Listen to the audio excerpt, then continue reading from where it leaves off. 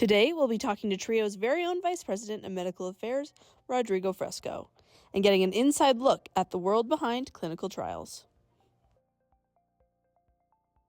My name is Rodrigo Fresco. I'm a 53-year-old medical oncologist based in South America, where I was trained initially as an MD and then I became a medical oncologist.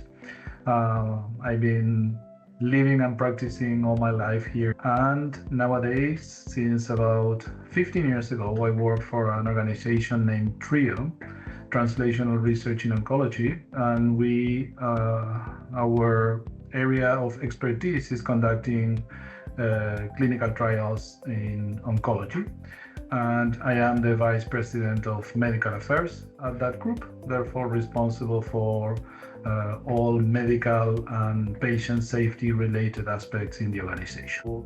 As I said, TRIO, the company I work for, is dedicated to conducting clinical trials. So clinical trials are basically experiments in humans trying to answer questions, in this case about oncology anti-cancer treatments. So what we do is we conduct those studies in subjects that accept to participate to the study based on the information that is provided to them by the treating physicians that we call investigators. And they are subject to a treatment that is delivered in the framework of the study, and based on the outcome of the patient, one can answer questions. In order to conduct those studies, there's tons of activities and hours and millions of hours dedicated to make those studies feasible, safe for the patients, and ethically conducted. So my role specifically starts normally at the very beginning of the study when the study is being designed. So the first thing you need to determine is which question I want to answer.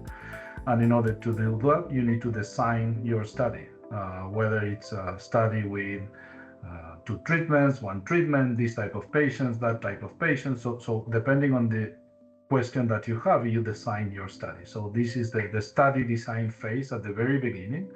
Then you have your study being conducted, and during the study, the medical team normally needs to provide what is called medical monitoring. This means being readily available for any physician that has a question about how to handle a situation, how to manage an adverse event, which is the best dose for the patient, etc. So we provide that support to the investigators, and also we review the data. We review the data that is the investigators will deliver to us, the data about their patients, and we review the data to make sure that patients are doing well, that everything is going safe, that there are no safety signals. And at the end of the study, we review the data to make conclusions. So all that happens behind the scenes, and the final deliverable usually is an article that is published in a journal, in a medical journal, saying, hey, treatment A is better than treatment B.